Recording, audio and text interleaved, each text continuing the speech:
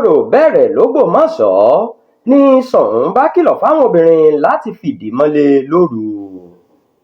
Ṣọ̀ún Ògbómọ̀ṣọ́ ọba Ghandi Afọlábí Ọláoyè ti kéde pé ọdún orò yóò bẹ̀rẹ̀ nílùú náà lọ́jọ́ 13 oṣù kẹfà ọdún yìí títí di 20 oṣù kẹfà.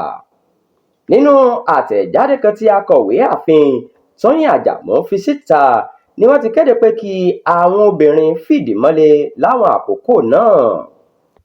Àtẹ̀jáde náà sọ pé kò gbọdọ̀ sí obìnrin tí yóò máa rìn káàkiri láàrin aago 12 alẹ́ sí aago 4 ìdájí fún gbogbo ọjọ́ tí wọn yóò fi ṣe ọdún náà.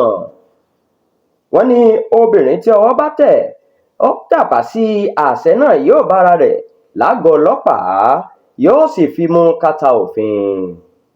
Bákan náà ni wọ́n sọ pé kò gbọdọ̀ sí ìlù lílù níbikíbi ní gbogbo ọjọ́ ayẹyẹ náà.